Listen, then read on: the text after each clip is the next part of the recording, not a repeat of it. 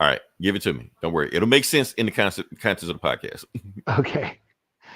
The following contains offensive language and spoilers. Listener discretion is advised. Dun dun dun dun dun dun dun dun dun dun dun dun dun. We did it the wrong spot. Welcome back to the Comic Book Bullets Nursing Bullying host Leroy, aka whatever I say, y'all gotta do. Whatever I say, y'all gotta do. That's all I can play before we get shut down. Okay. Host. Yeah, this is Eli, aka Taters. There you go. Like I said, Eli, it will make sense in a second. Before we do that, we also have to give a shout out to our third co-host, the AI. The Doombots. All hail the Doombots. Happy birthday, AI. August 28th just passed. So 29th. 29th, my fault. I'm getting my lore mixed up. Okay. And we're back with the episode. We're gonna jump into it. Like I said, you saw the intro I just did there. Want to say rest in peace to Fatman Scoop. Like I said, want to just hit the high notes of it because, like I said, Fatman Scoop was a huge deal. Like I said, he was a DJ. I want to say in New York, but I don't know if he's in New York. But I know he was such a big deal. He was such a big personality that he was on Boondocks as Fatman Scoop, just playing himself. Yeah. Also want to say another thing because Fatman Scoop was so big that he helped make one of the biggest or most entertaining intros of any movie ever. Yeah. You got served. I don't care what anybody say. When I listen, it's like, what's your favorite intro of any movie in cinema? The Dark Knight? You know, no, you got served.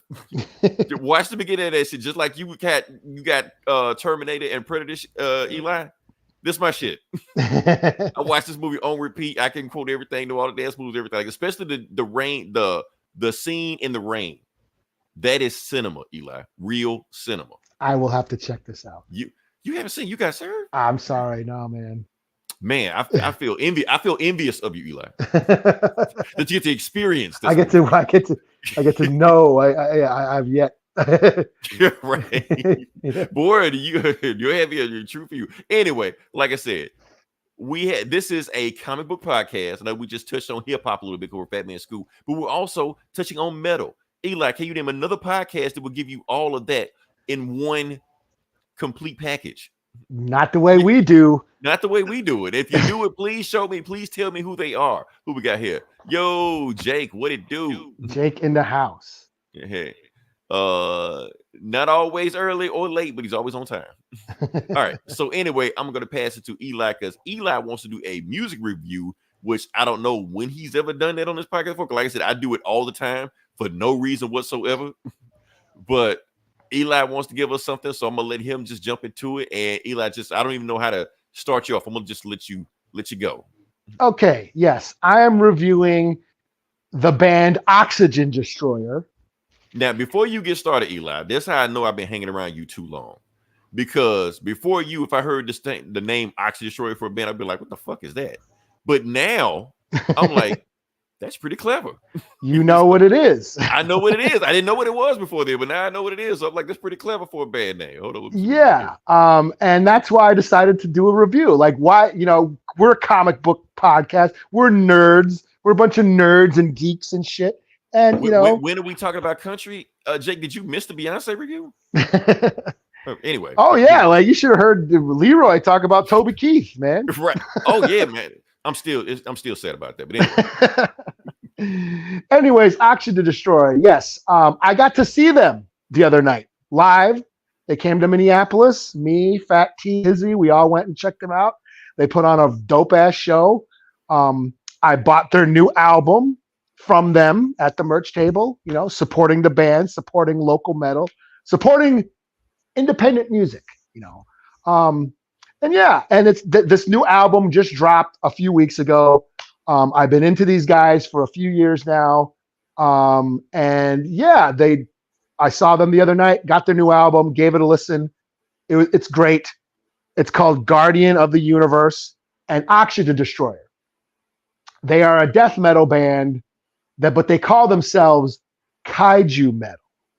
Okay. Because all they sing about, all their songs are about Godzilla and kaiju and giant monsters battling and destroying place. What's more metal than that, right? you know. So yeah, I've been into these guys a few years. This is their third album, and they just keep getting better. They blend death metal, like old school death metal, with like thrash, but with a hint of black metal. The vocalist has a black metal vocal style. Now, as you remember, we talked about black metal a few months back when Kanye was dropping his new album and he was right doing shit with he Burzum. didn't do it. We thought he was going to do it, but he didn't do it. Yeah, we thought he was going to release the first black metal album that would win a Grammy. But yeah, I mean, they mix old school death metal like Morbid Angel, Vader, that type of style, you know, Pestilence, and you know, Obituary style, old school death metal with thrash metal, particularly Germanic thrash, what they call plutonic thrash. Bands from around Germany, like Creator, Sodom, Destruction, Exhumer. I know I'm getting deep, y'all. I'm into metal. I know I'm bringing you all into the deep end of the pool. You know, we're not going to shadow. I'm this out. You know, yeah. Keeping it real. Deep. Yeah, right. We're not. Yeah, I'm not easing you in. I'm no Vaseline in this shit. So, so yeah, they mix thrash metal with death metal with a hint of black metal vocals. Black metal vocals tend to be a little bit more high pitched. Death metal is a bit more. Those vocals are a bit more guttural and low, like. And black metal vocals are more high pitched, like shrieky, high pitched screams, like yeah, like Smeagol, like my precious. So that's what you like. Death metal is like Cookie Monster. Black metal is Smeagol from Lord of the Rings. Okay, that's the best way to break it down. So yeah, so that's about their music style, but all their lyrics, it's all about kaiju, all about Godzilla and giant monster battles. This new album, Guardians of the Universe, is a concept album all about Gamera. So Gamera, as for those who don't know, is another kaiju monster. He's separate from Godzilla. So this is a different movie studio that created Gamera. They were trying to cash in on the Godzilla craze back in the 50s and 60s. Oh, so it's like Transformers and GoBots? Basically, yes. It's like Marvel and DC. Yeah, Toho and whatever company. The Toho owned Godzilla. I can't remember the studio that owned Gamera, but Gamera was more geared for kids. You know, they were more that they really, you know, focused on the children audience. You know, so yeah, Gamera was its own separate universe. So with his own separate villains and characters and shit. But this new album by Oxygen Destroyer, it's about the trilogy. The Gamera trilogy that came out in the 90s, you know. And I gotta say, I'm not well versed in Gamera. I was more of a Godzilla fan. I've seen a handful of Gamera movies, you know, as a kid, and but I went back and I watched, you know, the Gamera trilogy this week. It's all on Tubi. Tubi's dope. They got everything. Yeah, all the Gamera movies are on Tubi. So I watched the 90s trilogy, you know. Gamera, and they were pretty cool. I gotta say, the first one, he fights was it Gaios, one of his arch enemies. He's kind of like a Rodan, a flying monster. He fights that guy.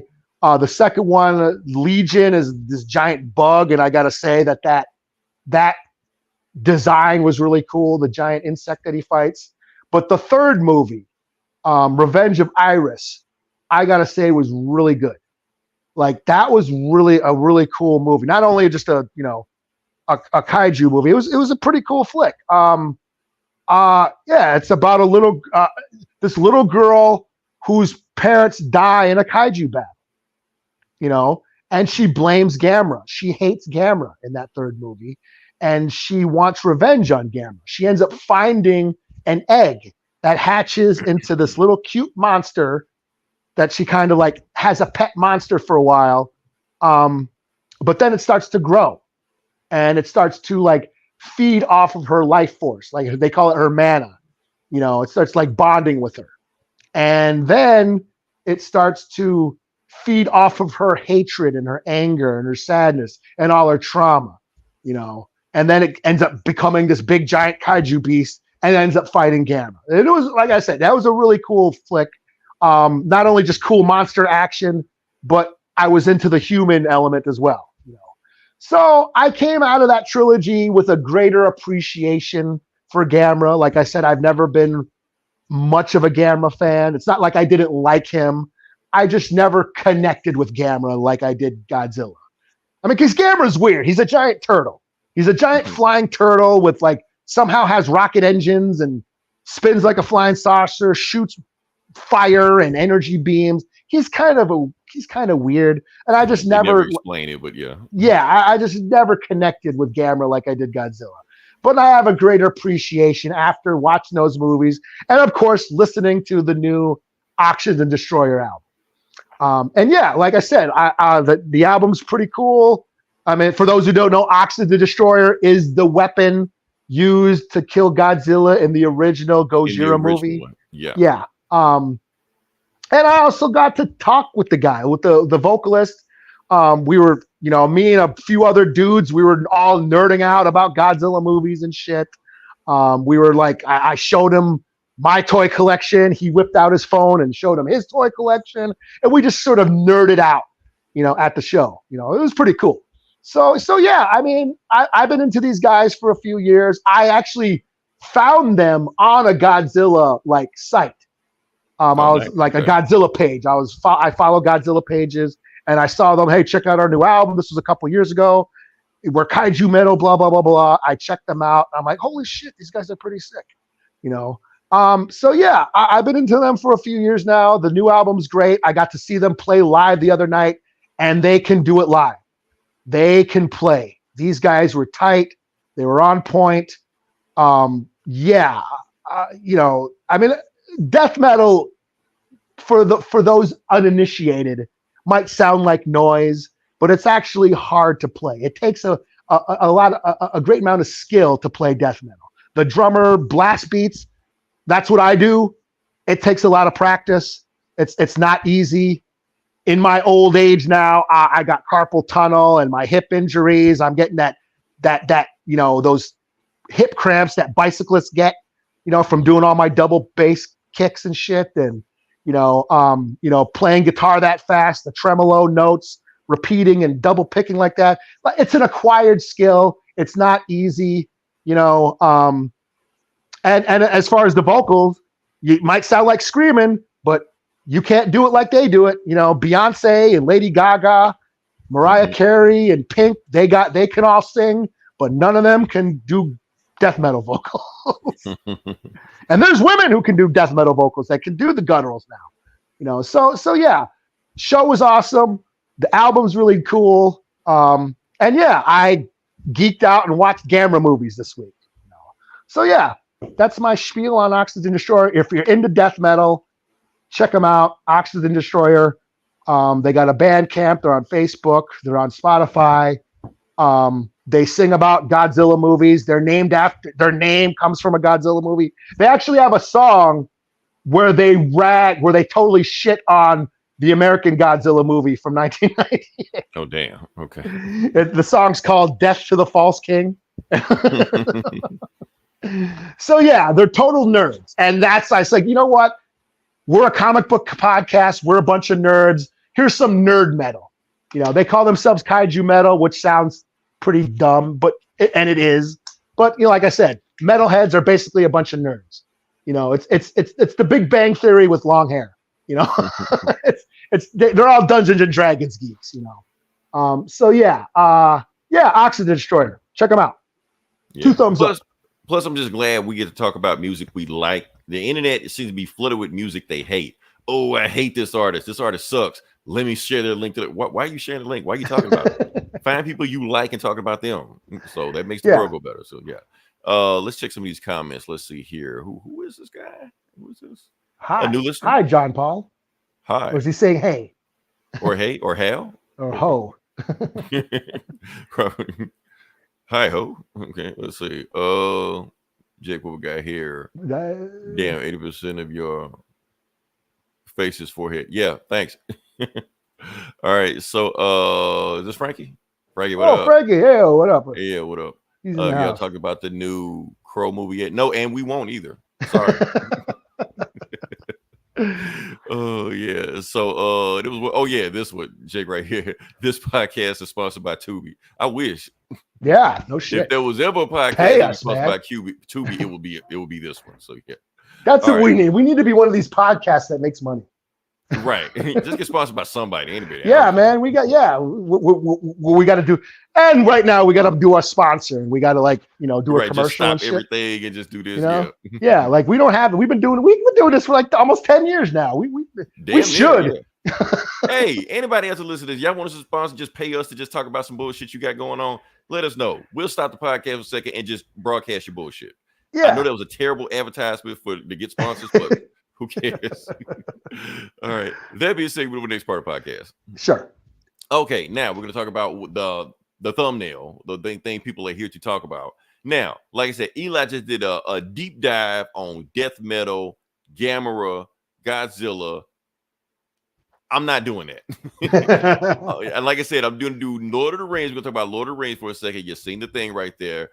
Rings of Power, like I said, they came out with season 2 on Amazon Prime. It's their number one thing they got going on right now. It's a big thing. And I didn't go to the movies and watch the thing. So I'm like, since I got it home and they dropped 3 episodes, that's enough to talk about, on a podcast. Now, I did kind of sort of watch season 1. Or better yet, season 1 watched me. I'll be honest with you, I checked out of that one. But I never finished season 1. I only watched like maybe 3 episodes. Those episodes are long.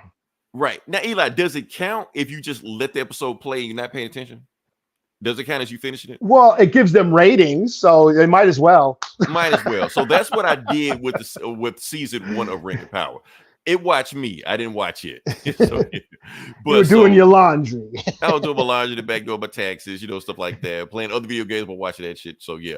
So like I said, so this is not because I am not a Tolkienite. What do they call them? Those people? I don't know. Really the Lord of the Rings? I don't know.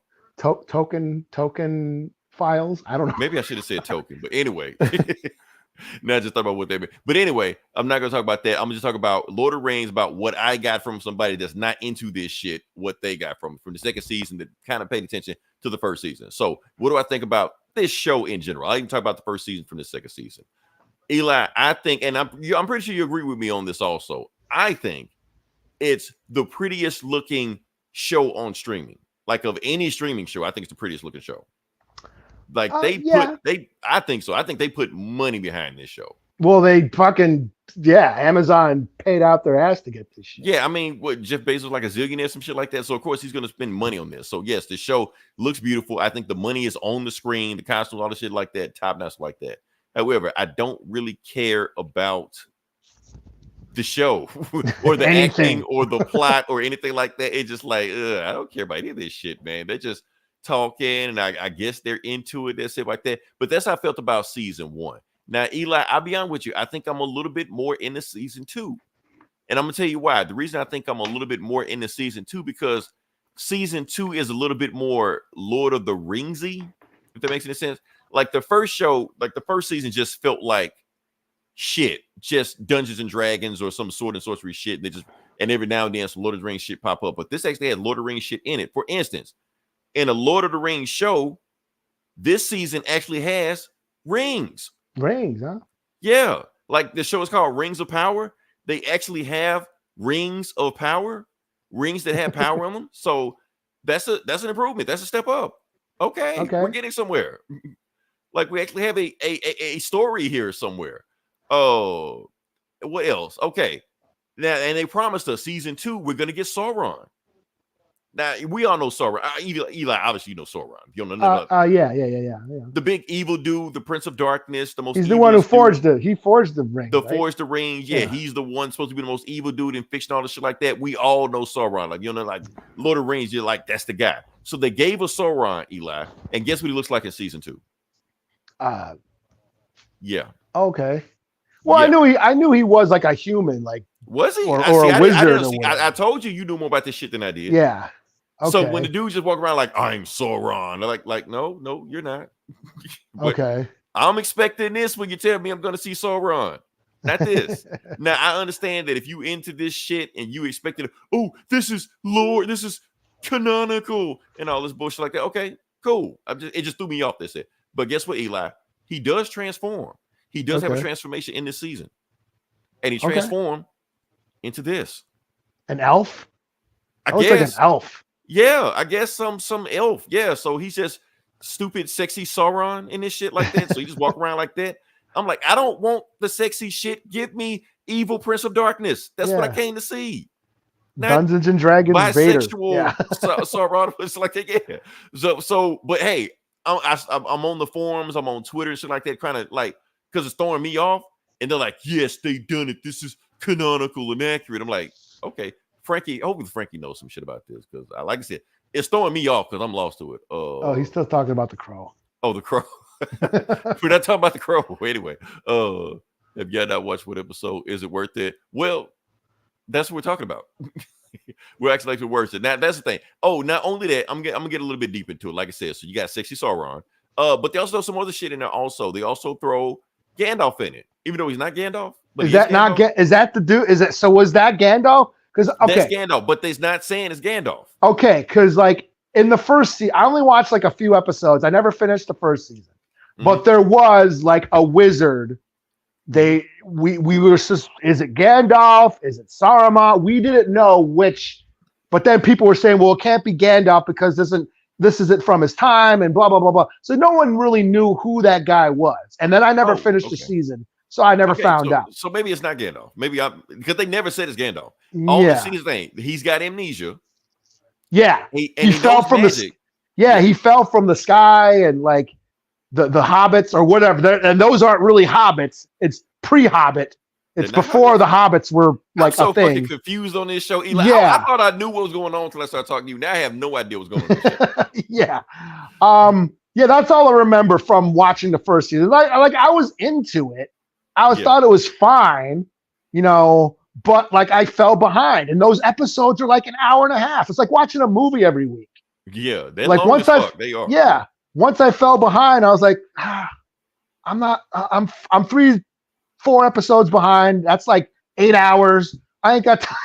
Eli, you should have did what I did. Just play the shit in the background, not pay attention to it. Put it on and go mow the lawn and shit. Right. That way you can claim you watched it even though you didn't watch it. So yeah. So anyway, these first 3 episodes, I do feel like I'm more engaged in the episode because like even the theme song is feels Lord of the Ringsy. Who was the guy that did the soundtrack of this? I can't remember who did the soundtrack. It's some famous guy. Whatever. I don't know. But it's got that shit. Okay, so I'm like, okay, it feels like Lord of the Rings. It ain't exactly that, but it feels like that. So it's like they're putting the pieces together. But like the first season, the pieces were so far together. I like this. Don't even recognize. I don't recognize any of this shit. This shit. I'm like, okay, I recognize some stuff. I recognize that elf. They finally got rings. One ring goes invisible. One ring does this shit. That made me not be Gandalf. Sexy Sauron. Orcs are in this. Oh yeah. Well, there was that one, or like one of them episodes, like from last year, was almost like a slasher movie, because like an orc came through a tunnel, or whatever, and was like killing the village, and I thought that was pretty cool. I might have fell asleep on this scene. I don't know. I see. That's why I should have watched it. Okay. Yeah. But that's all I think. So, and I put like this: for the first 3 episodes, I am engaged. I put like that. I am engaged. That's all. So it's starting to connect because all I remember is it had young Galadriel, and then young Elrond, and he's in it. They're both in it. Yeah, and that's all I remember as far as like connecting to, the lore. Right, and everything else is just new people like that. So they're back. Yeah. They're back. They got their own storylines, stuff like that. They're doing stuff, and they got this big plan because they were trying to tell. I'm not thinking all this shit. Anyway, the point is, the dots are starting to connect. So if you are a fan of the movies of Lord of the Rings, you're like, oh, okay. So it's got it's holding my attention enough that I'm kind of waiting for the 4th episode. Like, okay, let me see where you go with this. So it sounds like season 1 was all set up. Yes, and now all set up. Yeah, and now they're connecting to the remember the Wu-Tang show. Remember the first season? Exactly. Yeah. Yeah, like none of their music was in it. Like no, right. Like Ghost and Ray were beefing, trying to kill each other. Like they're doing Prince Rakim's fucking shitty songs and Come Do Me and like, where's the Wu-Tang shit? Right. Like, how is this shit connecting? And then the second season, it slowly started. Yeah. It ends with them finally getting together, and then And then second season was, oh, now it's the Wu-Tang Clan. And yeah. Now we hear the songs. And yeah, that's what we came for. Right. And I feel like this in the first 3 episodes, I can see it. Okay. I can finally starting to see where this might be going. Okay. And that's what's getting me. Okay. I'll check out the 4th episode. You haven't lost me.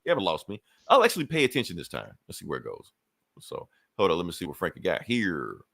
Oh man, don't get me started on that Wu-Tang series. That was like, who didn't? I'm trying to think. Didn't some Wu-Tang members didn't like the Wu-Tang show too? Yeah, like I know. Well, a couple of them, like Inspector Deck wasn't in it. Like, wasn't in it as much, and they like you guys was just completely cut out, right? But he was in it like a little bit. Okay, there was some stuff with him in it, but it was mainly RZA's story. It was all from RZA's perspective, Right. I mean, same thing with NWA. Like the people that weren't in NWA, they got pissed off about that movie. Oh yeah, MC Ren was pissed. MC Ren was pissed because basically Dr. Dre and Ice Cube were basically damn superheroes in that movie. So, because obviously they bankrolled the movie and directed it, so shit. So yeah, of course. All right. Hold on. Let me get this. I'm gonna throw it back to you. Hold on. Let me see what we got here. What Frankie got? Method Man and Ghostface didn't condone it. Really? They didn't? I didn't know that. Okay. Yeah, I don't know. All right. So that's all I gotta say. Engaged. That's all I'm gonna say. That's all I'm gonna say with it right now. So this is your review from a non-Lord of the Rings fan. From a non-Lord, so don't think I'm finna come in here talking about from the 7 seas and blah blah blah. No, this all I know about this shit. So, and talking to Eli, I know even less than what I thought I knew going into this. So yeah. All right. So that's all I got. I'm gonna check out 4th episode. We'll go from there. Eli, I'm gonna throw it to you because you also watched the TV show. Yeah, I did. I watched the TV show. Okay. I watched the Netflix Terminator anime. Terminator Zero. I thought it was pretty cool. In the end, I thought it was pretty cool. It's slow to start. It was slow to get going, but it got better as it went along. Eli, I'll be honest, before you get started, I'm gonna let you know I tried because you told me you were gonna watch it, so I tried to watch it. I couldn't get into it. I don't have ADHD. I don't think I do, but I tried to get into it and I'm like, it couldn't hold my attention at all. I started to phase out doing the first few episodes are a little of a slow burn, and it's the same shit. It's the same shit I keep complaining about this series. It's the same movies. They're making the same movie over and over. The Terminator or the machines send a Terminator back in time to kill whoever. The Resistance sends someone to protect them, and it takes place in modern times, and that's what we have. I want the future war. They tried to make a future war movie, the one with Christian Bale, but they totally fucked it up by throwing giant robots, and it was basically a shitty Transformers movie, which is pretty impressive because all the Transformers movies suck. And to make a shitty Transformers movie, that takes some kind of special talent. They make a controversial opinion, Eli. I wish they would have kept the original ending of that movie. The original what? The original ending of that movie. Of the shit you just talked about. The future one? I don't even remember that. I don't even remember. Okay, so the original ending, how they wanted to go, they were going to kill John Connor. Okay. Yeah, and replace him with a Terminator. Okay, that's what they were doing, wasn't it? Wasn't it Sam Worthington or something? They can't. No, because Sam Worthington was whatever the fuck. But yeah, I think that's what they were going to do. They were going to, like Sam Worthington, he was going to pretend to be John Connor or become John Connor or clone himself as John Connor or some shit like that. But anyway, the point was they were going to have it where John Connor was going to be a Terminator. He led the Resistance. That's how he knew so much shit about them. That's how he beat Skynet, and that's what it's going to be. They were trying to do that, but then somebody backed up and changed. I was like, "Come on, man, show some balls, man. Do that. Yeah. I know some piss people off. I don't care. Do it. Yeah. Well, and all they need to do is have robot skeletons with laser guns. That's all we need. Instead, they have these big giant like fucking Power Ranger bots and shit, and motorcycle robots and like. Like I said, it's so simple. Just give us skeletons with laser guns, robot skeletons with laser guns. That's all we know. Jake, Eli will let you pass the comments. You better you better be. Thank God that Gomer isn't on this podcast. Oh yeah. So those movies are all your fault. Yeah, he would raise hell right now if he saw that comment. Yeah, we'll blame it all on Jake. Hold on. I think Frankie liked the Terminator. Oh, okay. Yeah. Yeah. So Frank, I did dig on it. In the end, like I said, it's a slow start, but it got better towards the end. And like I said, my main gripe is it is just like every other. Let's go back in time to kill somebody, and then bring somebody else back and protect them. It's like every other Terminator movie. But I did get into it, And another thing is because I started to figure out some things too. I started figuring out. So basically, this series takes place in Japan. We have a dude who builds an AI, a different AI, different from Skynet, and he's trying to stop Skynet from launching the nukes on Judgment Day, which is August 29th, whatever, 97. He's trying to prevent that. So he built this other computer AI to sort of defend against Skynet. Meanwhile, back in the future, the machines send a Terminator back to go kill him, and then the Resistance send a woman to protect him. So that's basically the show. He's trying to develop this AI. Meanwhile, the Terminator is looking up for his kids. We have the time traveling protector trying to find the kids, and that's basically the series. And because I've seen all these movies, I found it a little bit predictable. I figured out that dude was from spoilers. He was from the future. I figured out that the babysitter was a robot. I watched the Sarah Connor Chronicles. The show totally reminded me of the Sarah Connor Chronicles. Everything you're saying sounds like the Sarah Connor Chronicles. Remember that TV show with Summer Glau or some shit? But the Sarah Connor Chronicles, which the first season 90-pound Terminator that was whooping everybody's ass. Yeah. I thought the first season was dope, and the second season wasn't. And then they canceled it. That's smoke. Yeah, and then they canceled it. But yeah, this show, this anime reminded me of the Sarah Connor Chronicles a lot. So I was like kind of figuring it out. I found a lot of shit predictable. I was thinking that the chick from the future was going to turn out to be dude's wife or something. It turned out to be his mom. So I said, I figured out a bunch of shit because I've been watching these movies for fucking 40 years. So was he in love with her or some shit? I thought. Who's that? His mom wasn't in love with the chick that turned out to be his mom or some shit. No. Like I said, I was halfway paying attention, so I thought she was a robot the whole time. So she was his robot mom, or she was a mom that was a robot. The babysitter turned out to be a robot that he actually made. He actually built her.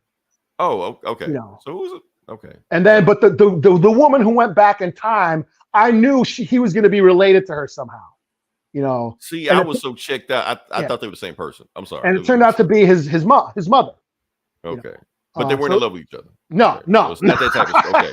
It's not Back to the Future. Okay, all right. This is a Community. I am my own grandfather. This ain't Inspector Spacetime. If we don't have sex, we're going to destroy the universe. Oh man. Yeah, it's nothing like that. But no, like I said, it reminded me of shit I've seen before. I found it a bit predictable, but the animation was really cool. The action was really cool. It was really brutal and violent.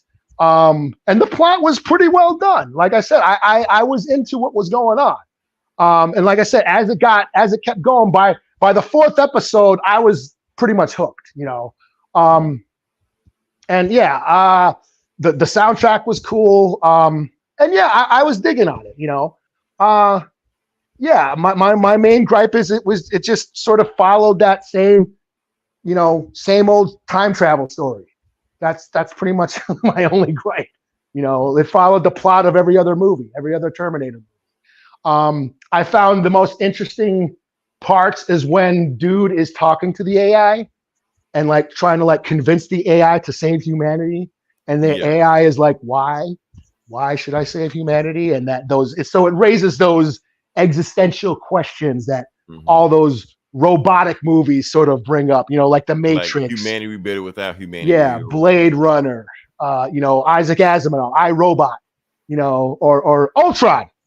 The Vision and Ultron say the same shit, Oh yeah, for those who don't know, they're making that show, Vision Ultron. So yeah. Yeah. So yeah, those were the most interesting scenes to me. Those existential philosophical questions of, what's the purpose of humanity? And she's like, why should I save humanity? Humanity is humans just destroy themselves. Why? You haven't given me a reason why I should save humanity. So those are the most interesting scenes for me. But yeah, in the end, I really dug on it. Like I said, it was a slow start, but I was pretty much into it at the end. I wasn't driven until the last episode. The last two episodes, I wasn't, how you're watching a show and oh God, I got to watch the next episode right away. Mm-hmm. I didn't feel that with this, so this took me a few days to get to until the last two episodes. Okay, I got to see what happens, but other than that, yeah, I thought it was pretty cool. I've been, like I said, I'm old school. I've been into the original Terminator is one of my favorite movies of all time. It came out when I was a kid, 1984. It was a year after Return of the Jedi. So I was a Star Wars kid. And for those, to put it in perspective, in 1983, Return of the Jedi came out and Star Wars ended. There was no more Star Wars after that. It ain't like today where we got an abundance of Star Wars crap that everyone bitches about. No, Return of the Jedi came out and it was it. Star Wars was done. We thought it was over. So a year later, when Terminator comes out, it was everything a kid like me going through Star Wars withdrawals wanted. Sci-fi, robot skeletons shooting lasers and shit, and brutal and violent. I love that first Terminator. It's like a slasher movie. The first Terminator movie was like a slasher movie. Mm-hmm. I like the first one better than Terminator 2 because I like Arnold as a villain. I like Schwarzenegger as the bad guy. And yes, I like Judgment Day 2. That's a fun movie. It's got great effects. It's a pillar of CGI.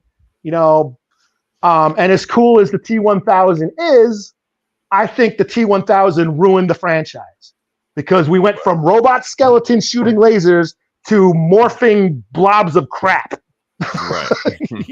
You know what I mean? And that's why the rest of the Terminator movies suck. But, I still like Judgment Day. Judgment Day is really cool. The T-1000 was a great villain, and no one talks about it. No one ever does a deep dive in that the T-1000 disguised himself as a cop.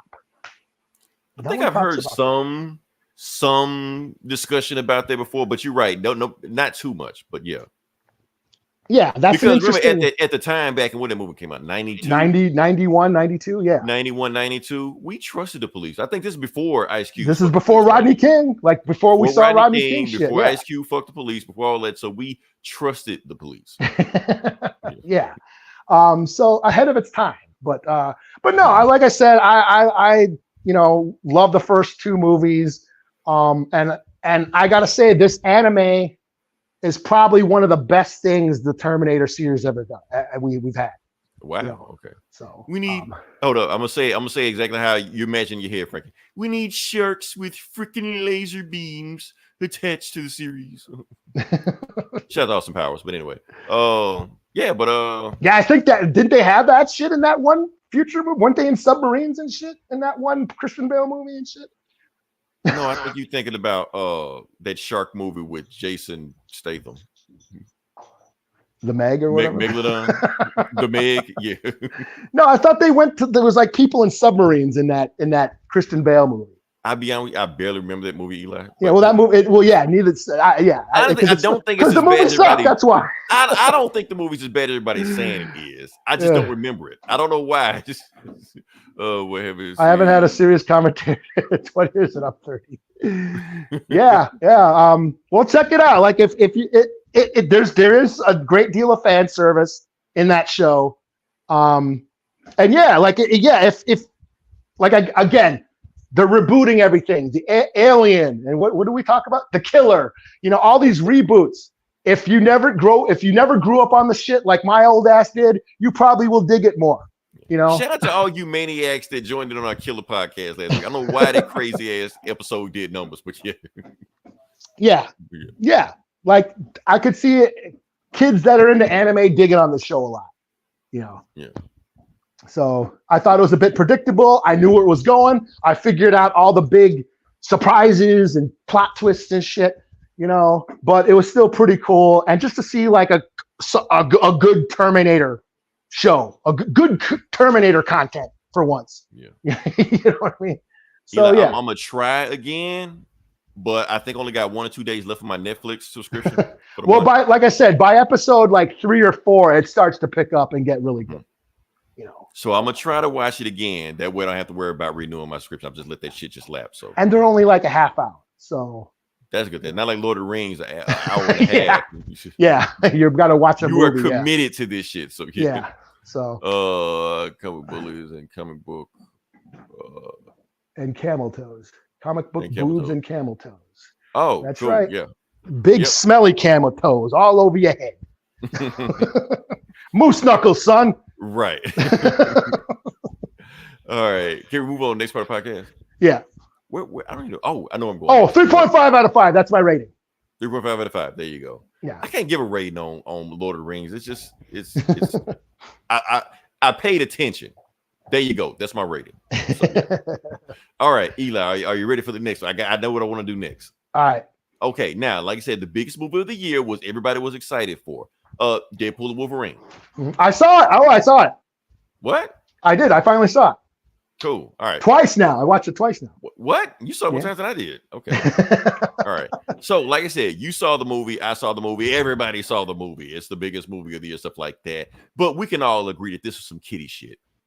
You know, this was baby shit. Now it's time for the real movie to come out this year. Boom. Sonic 3. Oh. This is the real shit coming up right here. This is where men show up to watch movies now. Now, here's the thing about Sonic 3, why I'm so excited about this movie, because like I said, he's fighting Shadow. This is the big thing right here. But also the funny thing about this movie is that Shadow is being played by Keanu Reeves. Mm-hmm. Now, here's why this is such a big deal, because Keanu Reeves turned down The Acolyte. He turned down Star Wars The Acolyte to play Shadow the Hedgehog. Even he read the script and said, "No, this shit's They're like, no. I'd rather be in a video game movie. That's okay like that." Not only this is going to be Jim Carrey's last movie. He's retiring after this. He's done. This is his last performance he's ever going to do in this movie. Not only that, you got Idris Elba playing Knuckles. So you know what that equals, Eli? Real cinema. They're giving it to us. It's a star-studded. It's A-listers. This is an A-lister movie. Cast. Yes, it's an A-lister cast. Not only that, on the same day, and this you're gonna get a kick out of this, Eli. Not only this, on the same day this movie drops, another movie drops the same day. Boom, Mufasa. The Lion King 2 drops on the same day. Is this a prequel? It's a prequel. But here's the thing: people are pissed because they're retconning shit in this movie. So apparently, I know you haven't seen Lion King and stuff like that, but anyway, I've seen a cartoon one. Yeah, the cartoon one. Okay, so they're retconning it where the King Mufasa, he was the step kid. Okay, and he took over and became the king, and that's why Scar. So they're painting Scar, the evil one in the lion. Anyway, he's the hero now. Oh, so people are pissed. They're like, "Fuck." So this Scar's movie. like Loki now. Yes, he's Loki. No, Mufasa's like Loki. Oh, I mean, like how like Loki was jealous of Thor. Yeah, Loki was jealous, but he's in the right. He's actually the real king, and he brought him in, and now he can take it. So people like, fuck that movie. They're retconning my favorite movie. Give me Sonic 3. Give me the epic trilogy to this video game movie. Well, the Sonic movies are pretty fun. I gotta. Yeah, that's what I'm saying. But and not only that, but wait, it gets more. Okay, so the guy that did the visual animation for the Shadow the Hedgehog video game is directing this movie. Okay, they gave him the movie to do it. They're going all out with this shit. So yeah. All right, hold on. Let me see. So that's like Give his it- mom. So, it really is like why would you do that? But yeah, it doesn't make any sense. So Eli, they're going all out the way. And plus, Shannon, I read up on some shit. Apparently, like Shadow the Hedgehog had like the most fucked up origins like that, like the scientist's daughter gets shot or some shit, and that's why he wants revenge. So I don't know if they're gonna do that in this movie and like that, but that would be pretty fucking dark. I don't know, but yeah.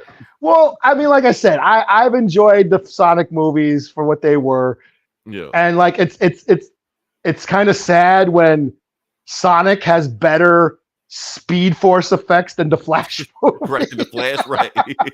They're going all out with this. Yeah. Yeah. So yeah. Oh, that was my video game section. I forgot to put that in there. So. Oh, okay. All right. So can we move to the next part of the podcast? Sure. Let's jump into it. Okay, like I said, this is the comic book bullies. We're talking about comic books. We're gonna jump into it. And it was a very like week. So Eli, let's just jump into our book of the week right now. Let's just get it out the way. All right. For those that are not in the know, that haven't been up to speed of what's going on, or streets ahead. That's the second community reference we made on here. We're gonna talk about Pop. third reference. Okay. Alien versus Avengers #1. We're gonna talk about, like I said, we talked about Predator versus Black Panther last week. And honestly, Eli, I was gonna skip this week. I was gonna be like Aliens versus Avengers, whatever. So was I.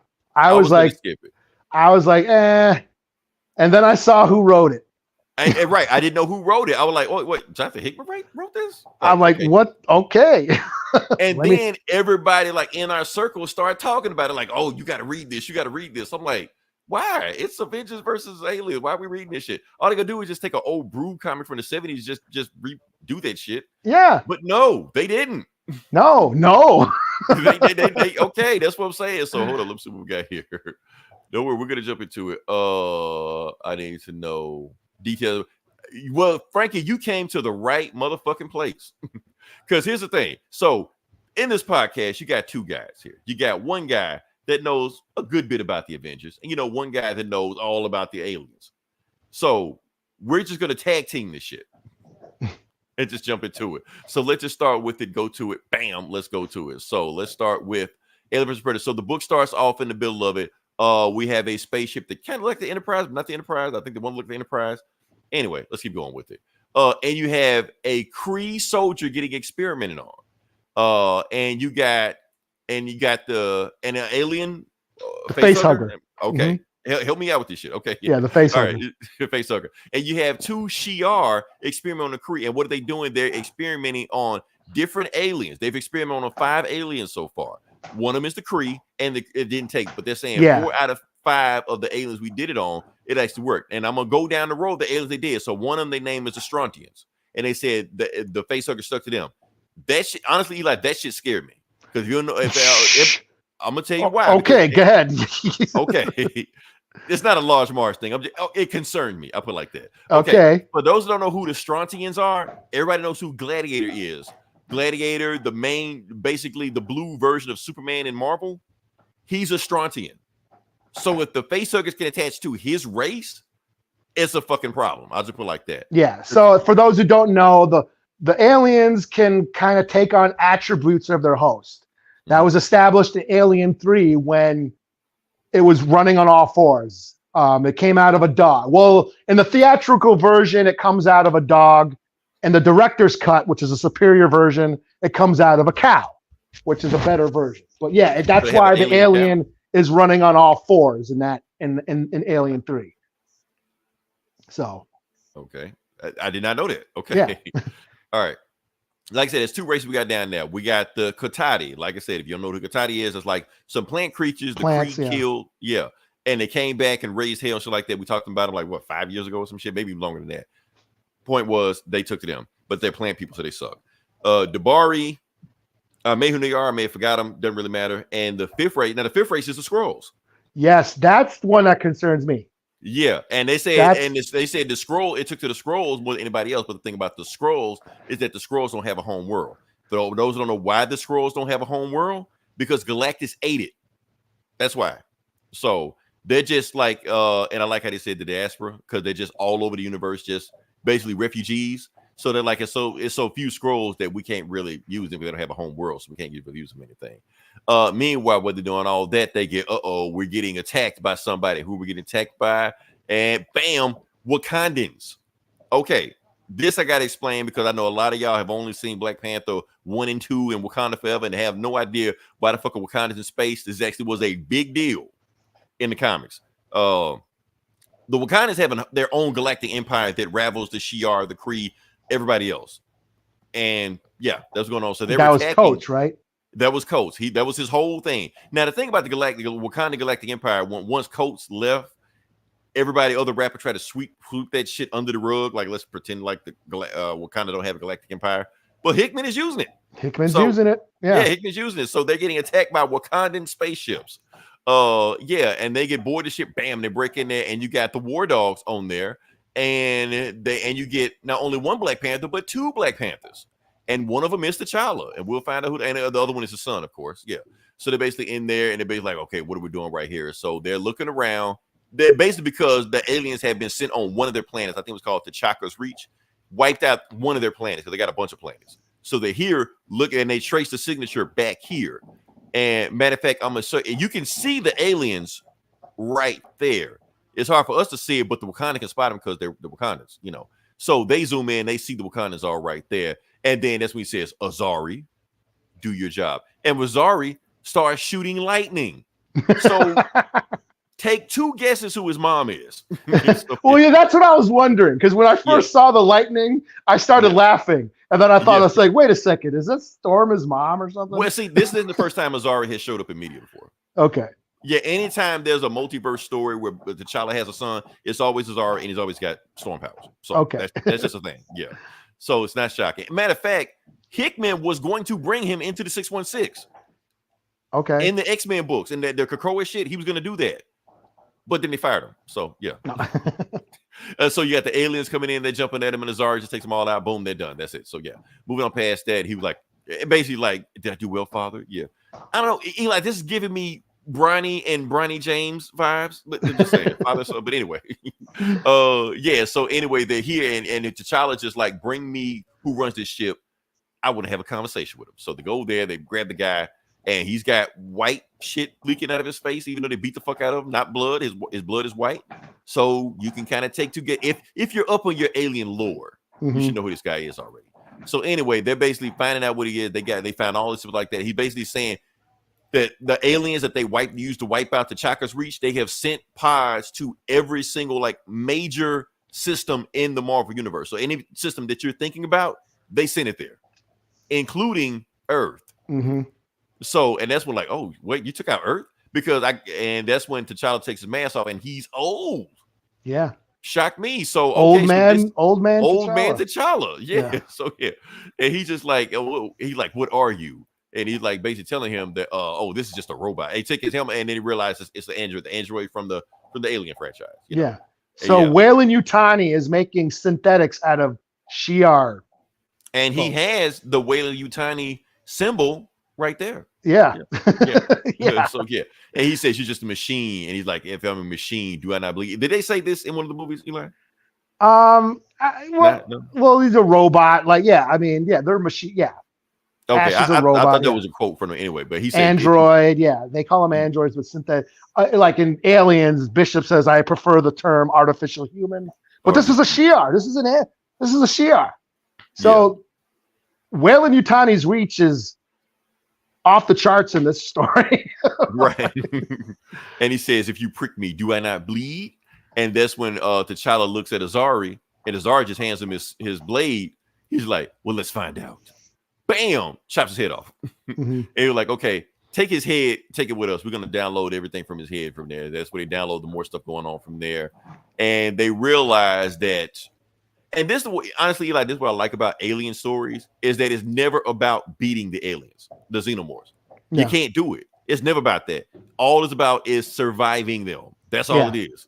Yeah. So, I'm digging old man T'Challa, man. We need more of this. You know. Denzel, you know, he ain't doing nothing. All right, so we go to Earth, and so they broke it down that they sent like I said, to every planet they sent 4 pods with what 4 alien queens. Yeah, alien queens plus hosts and eggs. Plus to basically start hives. Yeah. Yeah, starter hives that just basically like jumpstart the thing. And it basically said, like, within a day they're gonna do this, within a week they're gonna do this, within a month they're gonna do this, within a year, global extinction. Know, and they take them out so fast, that's pretty much it. Now, Eli, I do want to say that Hickman may have written a plot hole in this storyline.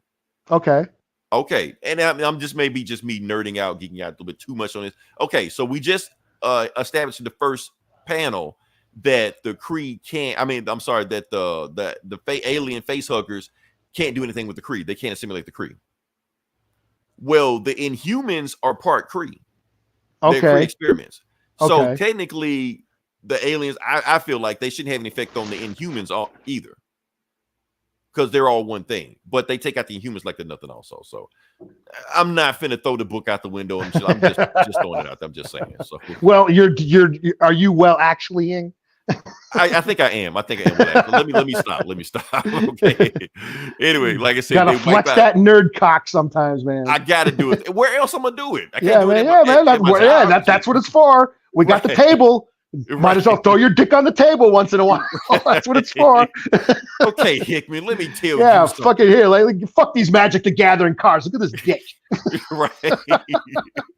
Now, Eli, this panel, I love this whole sequence right here because Hickman is throwing in the Krakoa age. He's throwing back in the Krakoa age. And basically saying that X-Men were like, the aliens were taking over so much, the X-Men like, fuck this. Yeah, fuck We're going to Mars. Yeah. They didn't even bother fighting them. Only one person in Krakoa stayed.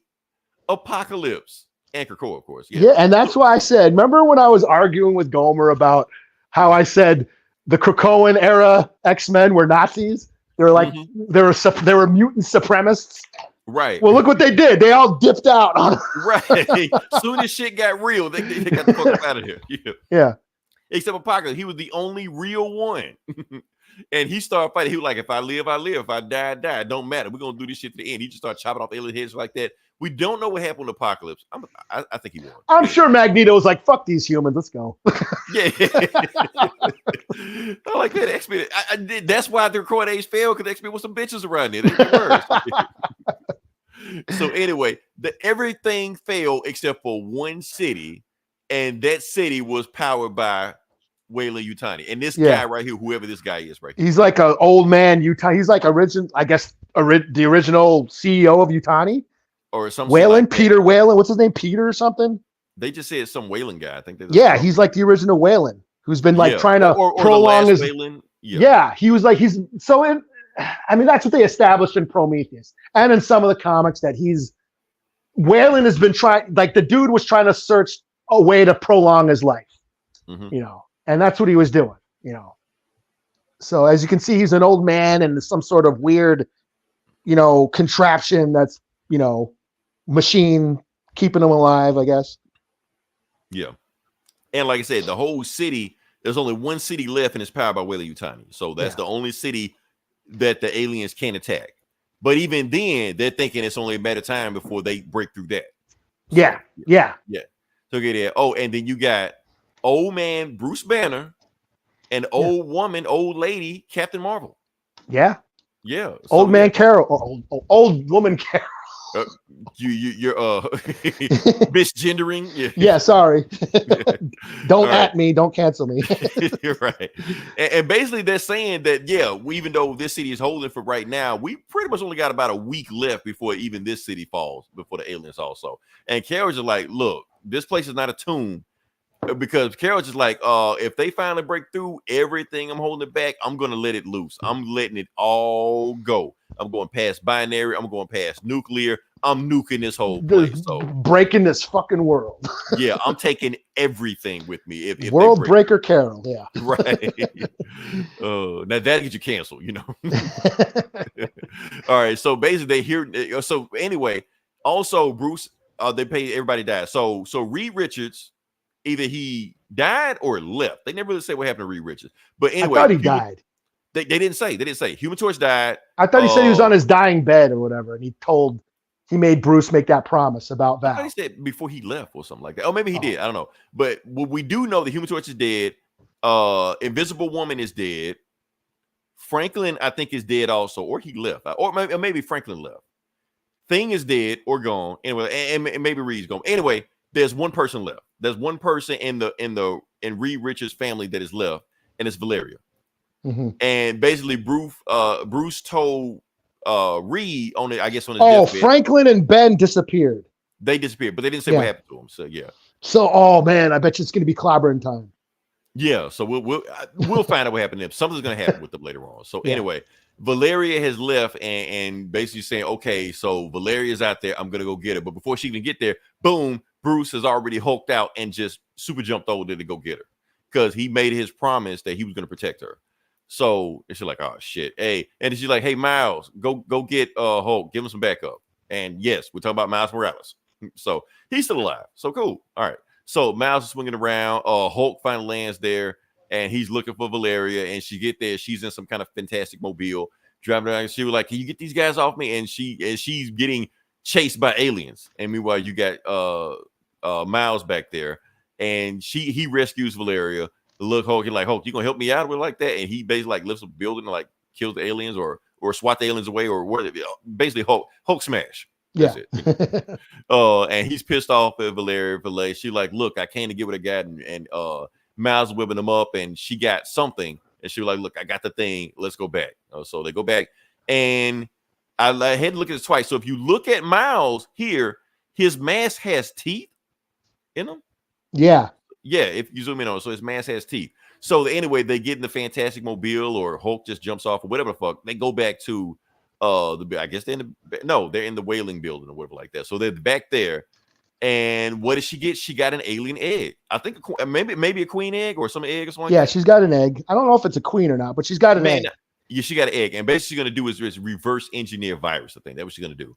She's gonna do it because she realized like trying to save the people after they've been face hugged. Yeah, it's too late. Once you've been face hugged, you die. Yeah, it keeps you alive. Removing it kills you. Yeah, they just so she's trying to figure out a way to like change. Yeah, basically give it a virus that'll kill the alien. She's trying to develop a virus. Yeah, because they tried to like reverse it at the face hugger, but nah, you're walking dead at that point. Yeah. So So she's like, don't worry, I'm gonna put a virus in the egg to kill all the aliens. I just need y'all to give me more time. That's all. So she's like, okay, cool. So get the hell out of my lab. Let me get to work. So okay, they all leave. Meanwhile, while they're leaving, what were we talking about? Bruce goes talk to that guy. Yeah, the Whaling guy. Yeah. The Whaling guy. And basically Bruce is telling the Whaling guy, he was like, look, if something happened, because I said you talked me into letting Valeria leave. And if something happened to her, I would have been very angry at you. Do you understand what I'm telling you? Like he basically telling him, like, look, if something happened, you gonna get smashed, old man. He was like, look, but it worked out, didn't it? She got the thing. So yeah, so they got the thing. And Valeria's trying to figure it out, can't figure it out. She's getting frustrated, shit like that. And Bruce tries to check on her. She's like, he's trying to give us like, you've been in there for long, you haven't been eating, you got to get your strength up so you can feel what's going on. And before he can do it, Valeria sends a message to him saying, if you're getting this message, it's too late. Because when I was trying to get the egg, I got attacked by something. Now, she don't just straight out say it, but I think we can all assume she got face hugger. She blacked out, and then she woke up, and she can feel it. So basically, the face hugger got her. And laid an egg inside her. Yeah, so that's why she's saying she need more time. Because basically she was trying to complete the virus before it completely takes her over. But she like, I can already feel it. It's too late. It's done. I didn't get a chance to do it. So, and she's like, it's too late. Don't come in here because I don't want you to see what happened to me. It's already too late because she don't want to see Bruce and see what it is. Man, if she calls him Uncle Bruce, it's a sad scene. It is. Yeah, that she's probably dead. The face hugger came out of her and, or a chest burster. And, but yeah, he goes in there and there's a full grown alien in there.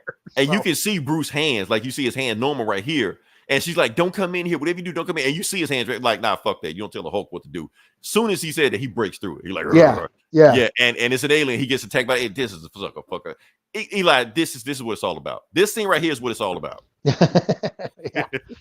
Give us what we want. And he's getting attacked by an alien. The alien is like, because he's attacking the alien. So the alien, like the acid shit is hitting Hulk and shit like that. For those that don't know, Hulk has a healing factor. So even if he doesn't he's fine. he's fine. He'll heal up. So yeah. Rips the aliens' heads off, shit like that. And I guess there's another alien in there, or the alien got away, some shit like that. But point is, and he sees Valeria, he's like, oh shit. So that was sad. I'm glad they didn't show Valeria. I didn't want to what happened. What happened? Yeah. You didn't want to see Val, a chest burster coming out of Val? Yeah, man. I didn't need all that, man. That's enough. That's enough. So yeah. All right. So Miles is like, oh shit, we need to see what's going on. So they're in there with the alien, but they don't know where the alien is, or at least a face hugger. They know a face hugger is in there, and they're like, where is it? So they're looking for it. They can't find it. They can't hear it, and boom, Miles get hit with it. So they killed Miles, you bastards. And they're like, and the old dude. Yeah, the old dude just like, look, we've already been through this a million times, man. You can get the face you can't save Miles. Yeah, you can't. You can get the face hugger off of it. It's too late already. He's dead. Yeah. There's only one thing we can do: burn them. Yeah. Like just burn the whole body. Just be done with it. Like that's all you can do. Yeah, but then yeah. Oh wait, there's more. Yeah, but wait, there's more. The face hugger gets away from Miles. It escapes Miles. Yeah, and Miles' suit completely turns white, and it escapes him. Why?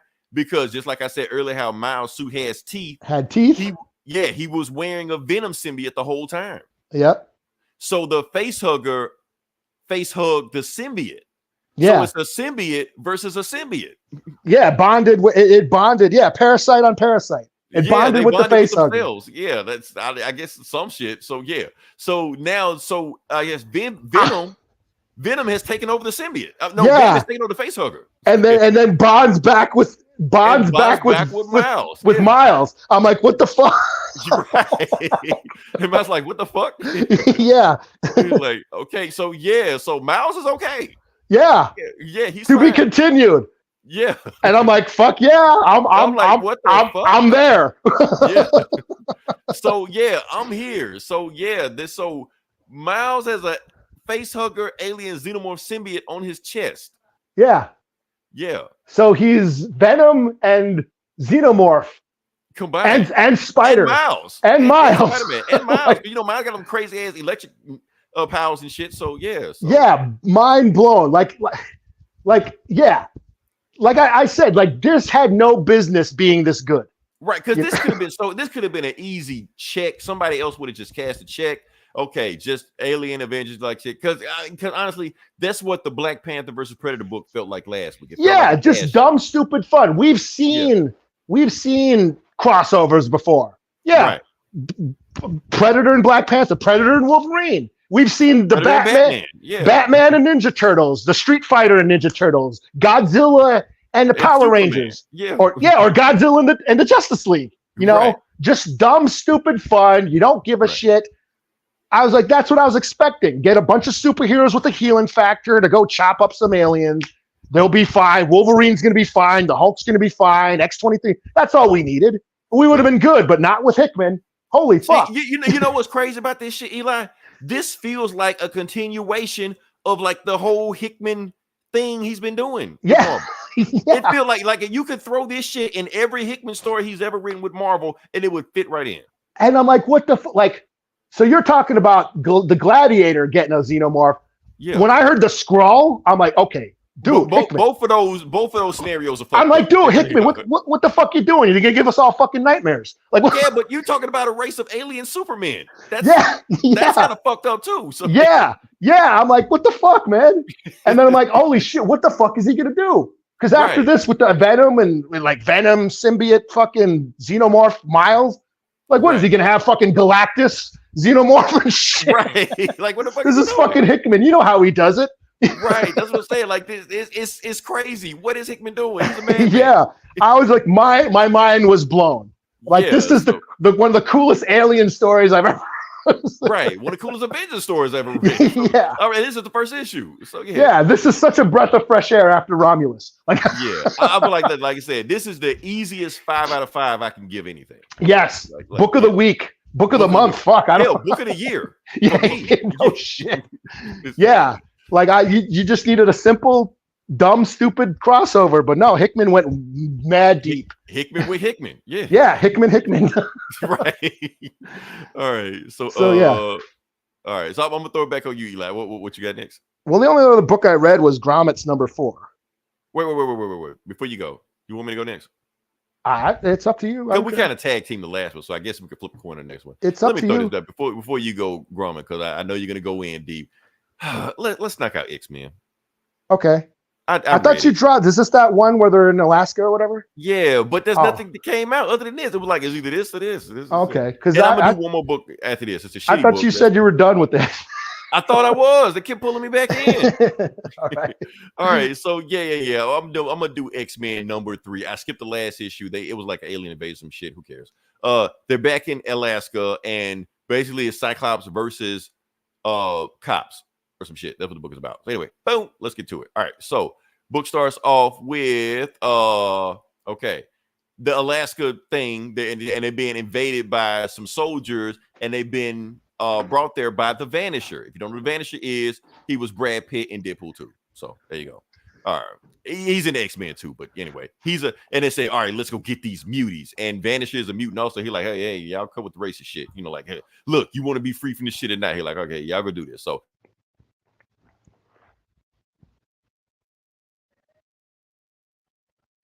Hello? Leroy, are you there? Leroy, you cut out. Okay. Is Leroy not there? Let me see. Go to the chat if anybody's commenting. Let's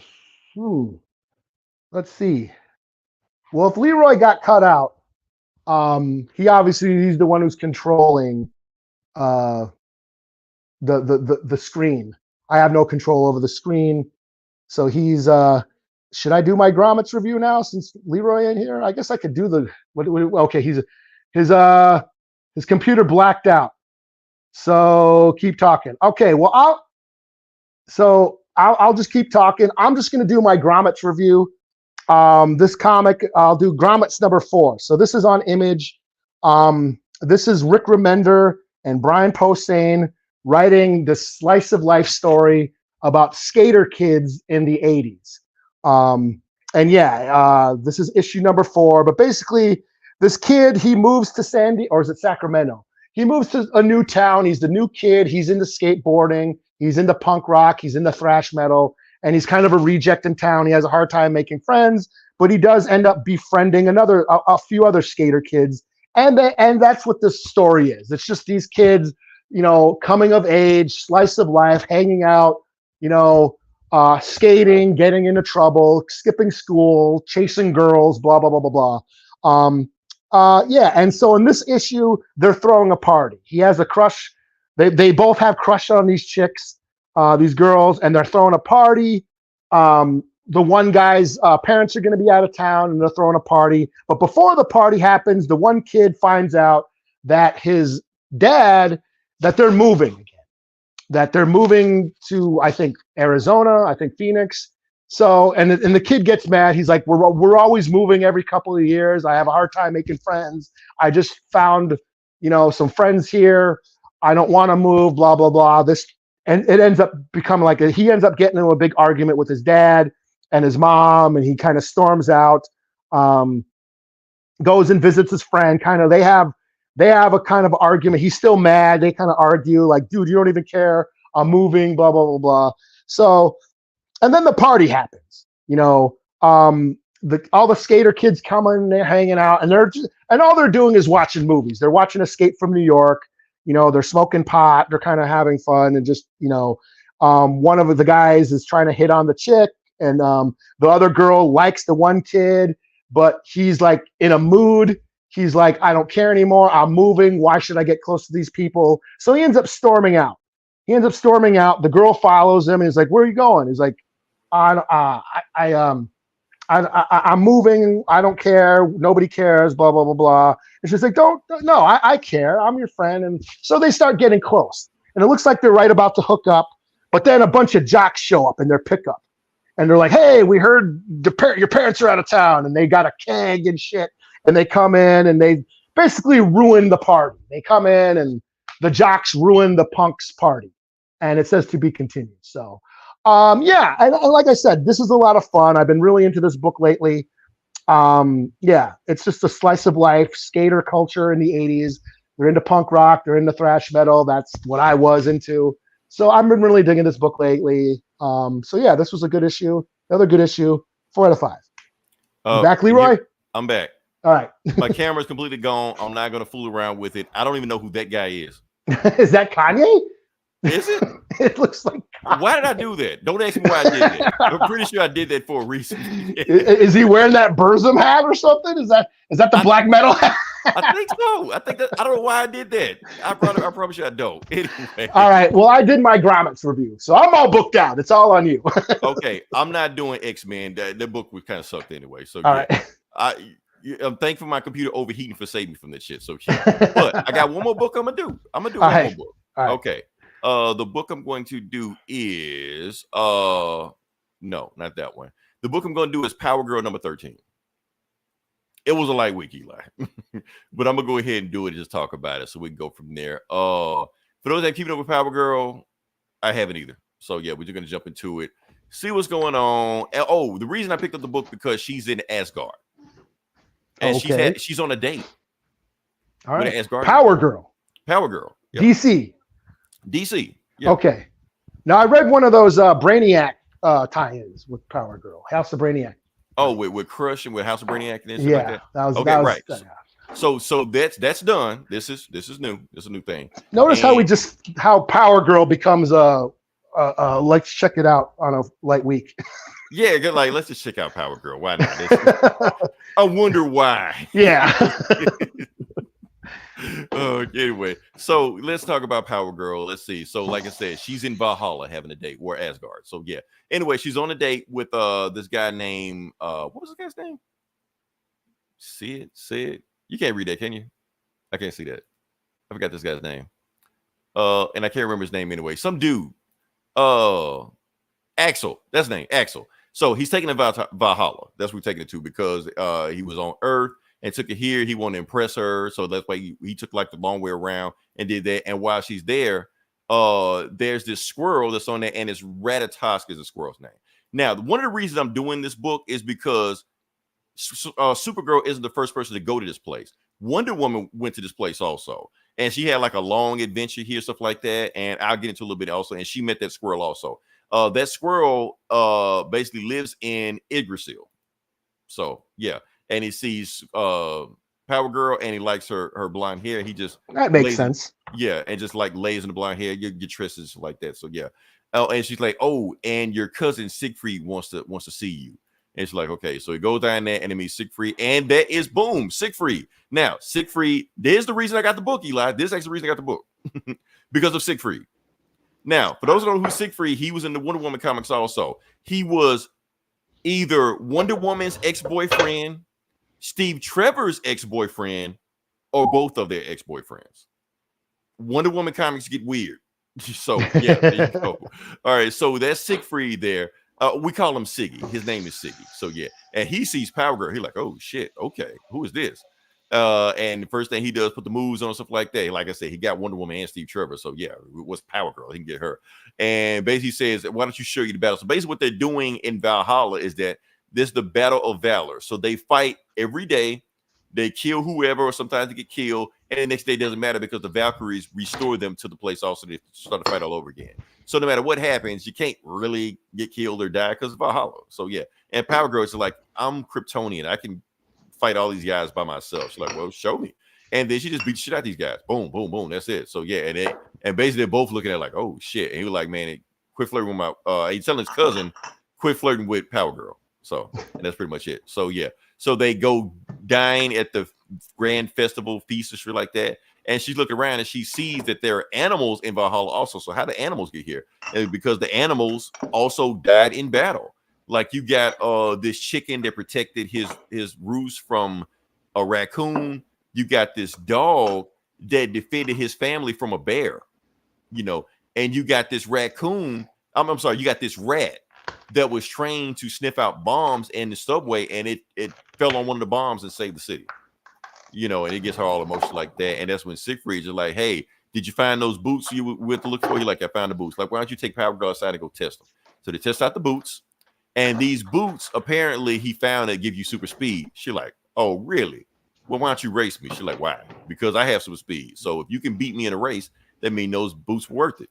She like, okay. So they get ready to race 2, 3 on your mark and set. Boom, they race, having fun. They race, and he ended up catching up with her eventually, and he claims his prize. He pretends like I really want to kiss you. She's like, you want to kiss me? You got this little meet cute moment right here. I thought it was cute. Whatever. All right. So basically, now she no longer introduces herself as his date. She introduces herself as the boyfriend, and basically says what he does. So what he does is that he has all these trinkets and things he stores in this place right here. And she's like, oh, you kind of like Indiana Jones. They're like, yeah, kind of, So he goes around there, and he got these 2 messengers called Hugin and Noonan, which we all know those are the ravens that Odin, has, so like that.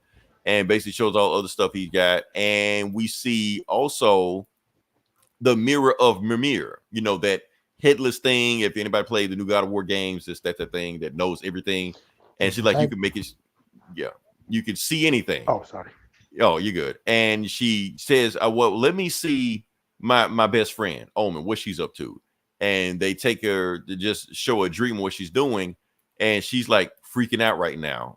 And yeah, like she's about to do some weird shit. So yeah, to be continued. So yeah, that's it. Yeah, Siegfried was in it. I don't talk about Siegfried. That's all. Yeah. Okay. Come on.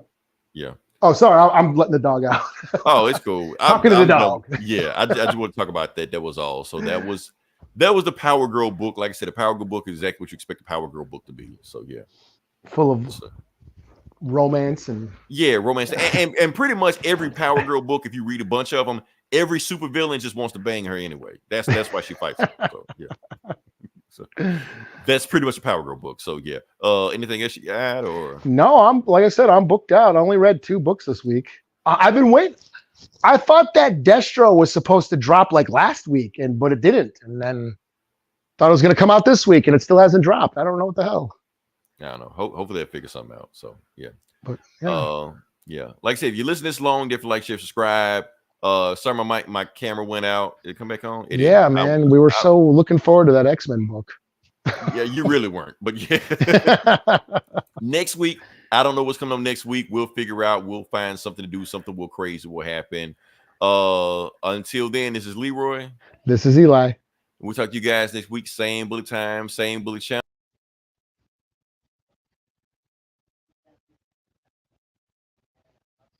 One瞬戦撃。いや